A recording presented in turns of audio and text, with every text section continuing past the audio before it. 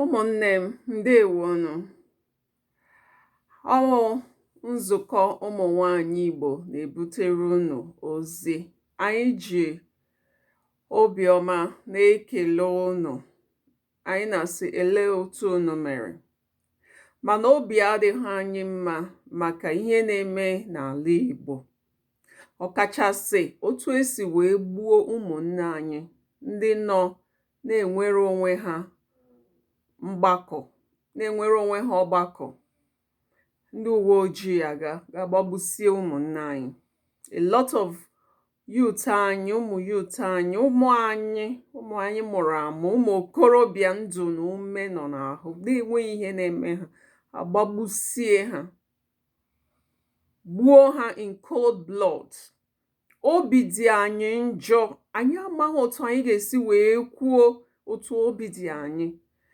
Ndị nne na-ebe akwa, ala Igbo na-ebe akwa maka ọbara ụmụ anyị a na-akwafu. Ọbara ụmụ anyị eji wee na-akwụ aka na obodo a na-akpọ Nigeria. Obodo ahụ kwesịrị ịbụ obodo anyị niile. Otu o nwere mkpọrọmasị dị egwu akpọrọ ndị Igbo. Ana ọ na-ewute anyị. Anyị amaghị otu anyị ga-esi wee kwu ya. Obi agbawago anyị maka ihe na-eme n'ala Igbo. Otu esi egbu ụmụnne anyị, a na-egbucha ha, nwee ihe ga-eme. Ewere ya dịka ihe tara n'abalị wụ anwụnta. Enwe ihe a ga-eme, nke ahụ agafe, akọọ ya n'akụkọ, emeke references. Ọwa otu anyị ga-anọ. Ọwa otu a ka anyị ga-anọ. Ụmụ anyị mụrụ amụ awụrụzi ihe eji akwụ aka ọbara na Nigeria. Ọha na eze ndị Igbo, elee ebe unu nọ? The elders of ndị Igbo, ebee ka unu nọ? Ndị ọchịchị anyị, gọvanọs anyị, senators anyị, ndị House of Rep anyị, ministers ndị Igbo from Igbo extraction, ebee ka unu nọ?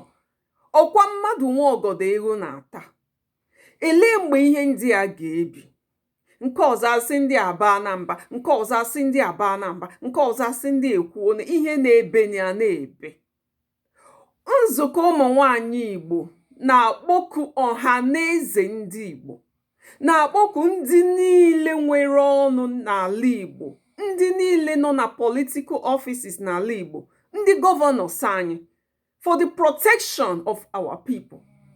Protection of our lands and our properties. Ihe niile a na-eme na-akarịa na ọkwanụ mmadụ nwa ọgọdọ ego na-ata. Ihe asị ihe karịa atụọ ya aka. Nzukọ ụmụ nwanyị Igbo na-atụ ya aka na-asị ọ gịnị na-eme? Ebee ka mgbịrịgba ọnụ nọ mmiri ji na-ama eze? Mgbịrịgba ọnụ ịnọ ebee mmiri ji na-ama eze? Ebee ka ndị ọnụ na-ekwuru ụmụ Igbo nọ? Ọha na eze ndị Igbo, ndị eze, ndị niile chịrị echichi n'ala Igbo, ebee ka unu nọ? A na-egbu ụmụnne anyị, anyị chọrọ Biafra, ọ bụ eziokwu, mana anyị agaghị na-aga ya n'iche n'iche. Anyị ga-anyụkọ mmamịrị ọnụ ya agba ụfụfụ. Anyị achọghọzi na-anụ na o nwere onye a na-eme nke a na-eme nke a na-eme nke ọzọ. Anyị chọrọ ka ụmụ anyị dị safe. Ọwụ na a ga-akpọ meeting make sure na ọ dị safe for ụmụ anyị. Anyị bụ ndị nne na-ebe akwa, anyị achọghịzi ka a na-egbu ụmụ anyị anyhow. Anyị chọrọ Biafra, but anyị chọrọ ka ụmụ anyị dị ndụ ma Biafra na-abịa. Anyị achọghịzi na-anụ ụdịrị akụkọ, ọ na-agbawa anyị obi. Anyị ebegidego akwa, nwezi onye otu anyị si edi. Anyị asị ka anyị pụta nzukọ ụmụ nwanyị Igbo, nzukọ jikọrọ ụmụ nwanyị Igbo ọnụ n'ụwa niile. Anyị na-ayọ ụnụ, ọha na eze ndị Igbo, ndị gọvanọs anyị, ndị niile ihe gbasara ụmụ Igbo na-emetụta, ndị na-represent anyị in every aspect. Biko pụtanụ, put a stop to this senseless killings of our people. A na-egbufusi ụmụ anyị. Ele ndị na-edinye dị ha ozi a ha na-aga. Unu ga-adị sure that security ụmụ anyị dị safe before onye ọbụla na-ebelite isi ụmụ anyị gaanụ nke ọzọ. Dịnụ sure na unu nyere ha security, adequate security. Ihe nke a na-eme ọ dị na too much. Anyị achọghịzi ịnụ ya ọzọ. Anyị chọrọ ka Biafra bịa, mana anyị chọrọ ka ụmụ anyị dị ndụ. ka Biafra wee bịa, so that anyị niile ga-etinye aka and flag that flag of Biafra, hold it up in honor and in glory. Ọwụ ka ụmụ anyị wuru ndị aga na-eji ọbara ha akwụ aka n'ala Nigeria. O zuo nanụ. Anyị na-akpọkụkwa ndị niile na-edupụ ụmụ anyị ozi na-eme ha expose to this type of senseless killings ka ha biko o zuo na. Anyị ga-agbakọta aka wee bịa chọọ ihe gbasara Biafra. Ọwụghọ na mbe ka anyị ga na-aga ya a na-enye directives gaanụ. Ọwa ga gị na-eme ngwa ele ha ndị gara anụ ha ọlọtana, ndị nke edupụrụ ha ọlọtago, ele ụmụ anyị unu dupụrụ ha ọlọtana. Onye na-edupụ ụmụaka to their early grave, imere na anyị ihe ọma n'ala Biafra. Anyị achọghịzi ụdịrị senseless killings on ụmụ anyị, innocent men na ha chọrọ dị mma Biafra. Ha ga-nwụfuo for nothing, no protection, no security, nothing. A na-emecha azafuo onye nke ahụ aga. Asị onye a na-akwada anaghị anọchi ụzọ. Unu amara na that mgbe a na-agagharị ije dị otu a ma agba na ihe nke ọzọ enwe confrontation, nke ọzọ alụwana. Biko ụmụ anyị na-ayọ unu biko o zuo nanụ. Enwe na ihe dị iche iche, ije dị iche iche a na-aga iji wetara anyị Biafra. Ọwụwụ nke na-asị anyị ga-anwụọ. A na-aga ije dị iche iche. A lot of people na-aga ije dị iche iche to bring Biafra, but ije ahụ awụghọ nke anyị ga-ejije nwụfuo. So biko unu agazina in that fact. Wenu ndidi. There are discussions going on. A na-agba izu dị iche iche otu esi eweta Biafra. Unu agazina confrontations ndị uwe ojii. Ele ihe bụ iji alụ onye uwe ojii, ndị ebunyere egbe, ndị chọrọ igbu anyị. Ichetakwara na ha gburu ndị nna nna anyị, gbuo nwaanyị dị ime, gbawa ya afọ, wepụta nwa nọ n'afọ, gbuo ya. They will not hesitate ime same. Gbawo na unu protect onwe unu. Unu agazi na ụdịrị ije ga-eme unu expose unu na ha na-alụ. Ihe ha chọrọ nwoke agha daa ka ha gbufusie ụmụ Igbo, bukọrọ ihe niile anyị tagoro ahụhụ wee nweta. Ọwụ na amahụ, jiri n'ụwayọ wetu obi. Discussions are in place iwetara anyị Biafra. We have to be alive to flag up that flag. So nzukọ ụmụ nwaanyị Igbo arịrị ka anyị ji wee na-ekwu okwu a si biko zuo nanụ. Ụmụ anyị nụnụ ntị, onye agagharịzina. Enwere discussions not on ground iwetara anyị Biafra in a way that is safe for our people, in a way ọ na-enweghị onye a ga-egbu, in a way ọ na-enweghị ọbara a ga-akwafu. So were n'ụwayọ. Onye na-ajụ ọsọ agbakwuru ọgụ mara na ọgụ wụ ọnwụ. Eji n'ọsọ agbakwuru ọgụ awụ na okeji isi ya ele ọnya. Onye ahụ na-edupu gị to your early grave ọ ga-agakwa eso anwụ otu ahụ. Ị ga-amara ihe, were uche mara ihe. Unu agazi n'ije that will expose you to death, premature death. That is not our interest or our quest. Ndị nne na-ebe akwa, obi na-agbari anyị maka ụmụ anyị ndị a. Ihe awụ ụmụ afọ Igbo, anyị achọrọ ka ha na-anwụ like this. Nzukọ ụmụ nwaanyị Igbo si biko o zuo nanụ. Ndị na-edupu ha o zuo na, unu edupụzina. Ndị nke a na-edupu ngwa unu agazikwana. It is not safe. Ọ dịghị safe. Gerenụ ntị, o nwere ndị na-ahazi otu esi enweta Biafra. Ọ ga-abịa.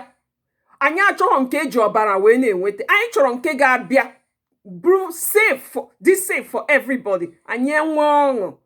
Ndị na-enwe ọṅụ. Ụmụ anyị adịrị anyị ndụ.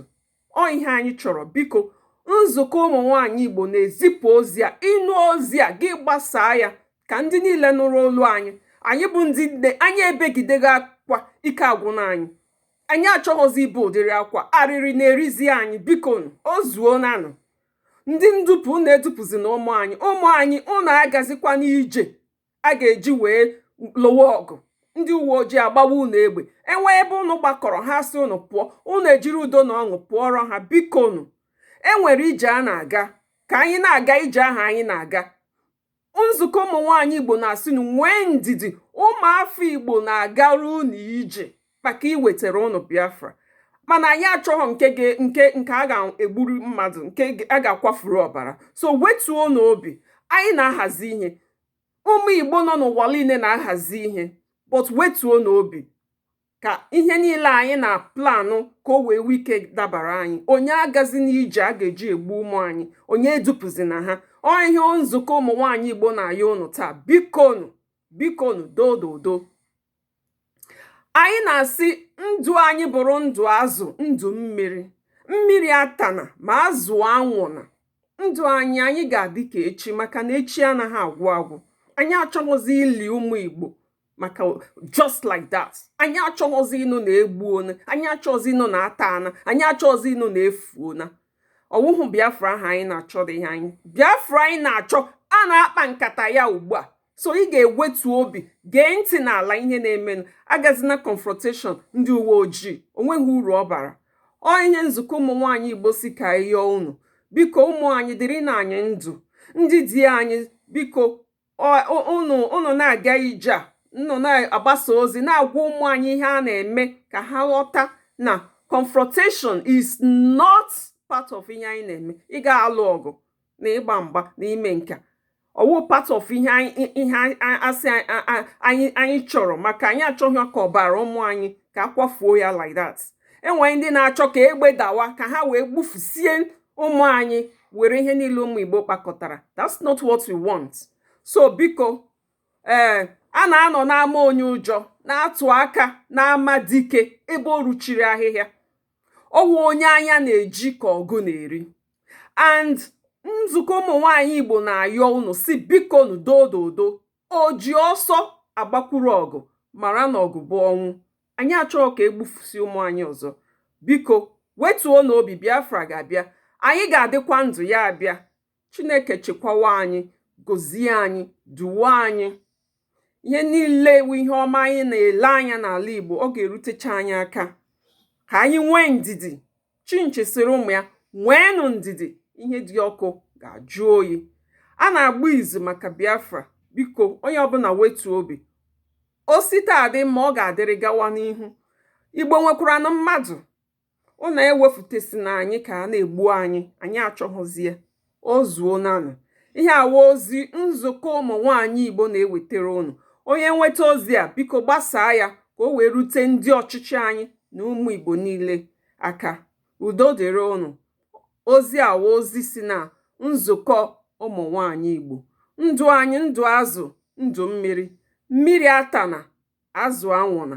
Anyị ga-adị ka echi, echi anaghị agwụ agwụ. Udo dịrị unu ụmụnne m, ya gaziere anyị niile. Ise.